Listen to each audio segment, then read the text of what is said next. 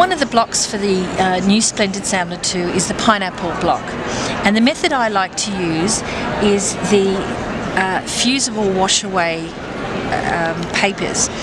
And so I draw my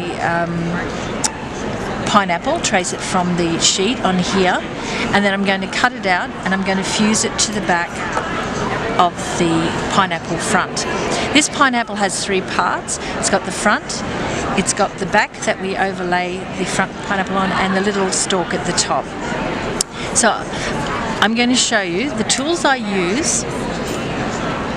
I've got a little pair of very sharp travel scissors. I also use my sharp K. Buckley scissors, and I have this set called Apliquick tools which help me fold over the fabric at the back, and a fabric glue stick. It's important to use fabric glue sticks because they do wash out, they don't stain, and they're very lightweight. Hint about cutting these little holes is make a little snap here and then cut in a cross method to the middle of each side.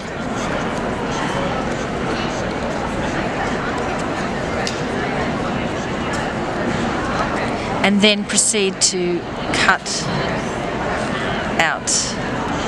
So with smaller scissors it's easier. If you had a paper knife, that would be the best, if you've got a paper knife. So I would cut out this, making sure that, and then you can even up the sides afterwards. So cut those out. So once that's cut out, we would iron it onto a back fabric, and I cut a very scant 1/4 inch round because when we fold it over, we don't want it to fold over these little holes here.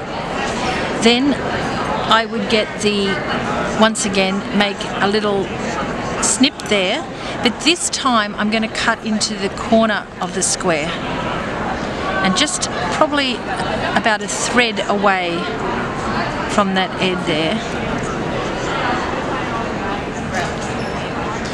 Now this is the part where we start to turn back. So we grab our glue stick,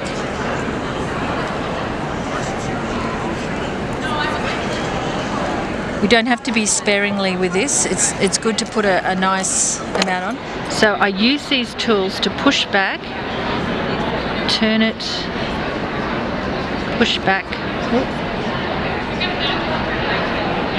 And with this glue, because it's so light too, if you make a mistake you can always lift the fabric, re-glue and press it back in.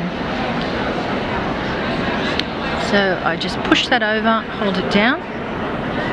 Then I'm going to flip it over to see how it looks. If there's any scragglers you can just push them in, and that's how we do the front. Okay. To do this back piece, it's cut just as a tad smaller than the front piece because we don't want it showing. Then we get our glue. I start on a straight bit and you put just enough glue to get yourself started, and you can bring it towards you and place it down like that so it clicks along, and then we can just keep going around,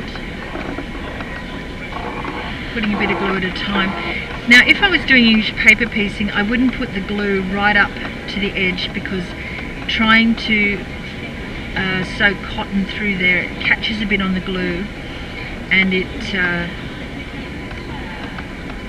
makes it harder for you. So you can always lift it up if you find you're pleating a bit, go round, just keep drawing it towards you, pleating, pleating, pleating, pleating.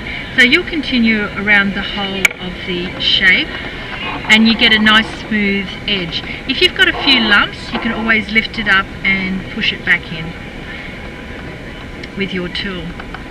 And that's easy. And then you put your pineapple together. Once this is all done, so it goes back, front, and then that will slip underneath. And you hand stitch it down with matching thread, a very thin thread, probably a 50 weight or a 60 weight, and use applique stitch and put it on your block.